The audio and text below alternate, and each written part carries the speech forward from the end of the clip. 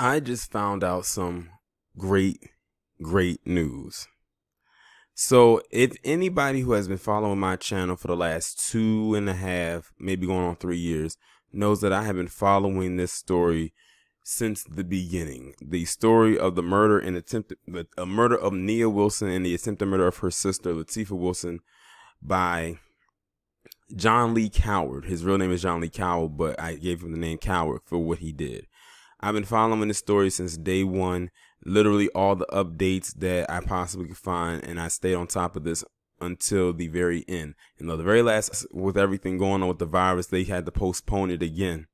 Well, I had left a tweet up saying we were supposed to find out what his sentencing was, like what's going on with that.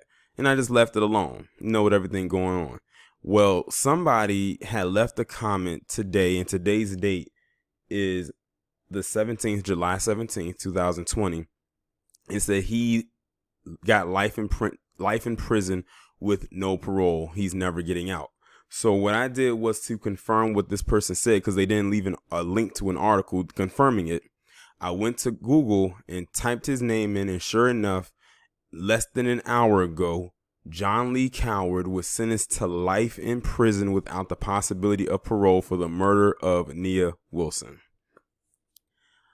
I feel so relieved right now, because it's stories like these that rarely ever render these type of results. And they went through all types of hoops and hurdles to get this man to be found guilty for the crime in which he committed. And it's very rare that happens. I'm not even going to read the article, because just reading the headline is all I needed to see. Hearing that was all I needed to hear. But I would like to, again, send my condolences out to Nia Wilson's family, especially her sister, because she had to witness not only her sister get murdered in front of her, but she almost had to see her life fade away, almost, by this psycho, this entity. And to her family and to the attorneys who fought tooth and nail, because they had a huge fight. Like, they were trying to get this case moved to another county and everything, the whole usual thing where if they move it to another county where people aren't really familiar with the story, that way they can sway them in this decision of getting him not so much off, but off in a way where he'll have to go to a mental hospital instead of prison. Not the case, and the judge wasn't here for it. Shout out to the judge. He was just ready to go and let this thing go, because he got tired of having to look at this guy's face. Trust me, I got tired of having to look at his face and have to talk about him too every time an update came down the pipeline involving him. But now it is all done. This chapter is closed. Also, shout out to everybody who has been following along with me with this story.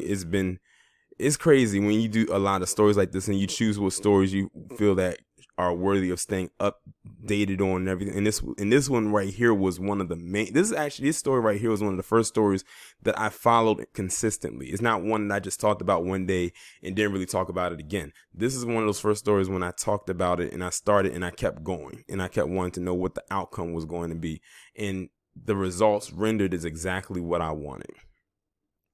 Unfortunately, I don't know if I don't think they got hate crime charges against him, but it is what it is. The fact of the matter is, he's got life in prison without parole, and I'm fine with that. Put his ass in Gen Pop and let that be his life for the rest of his days.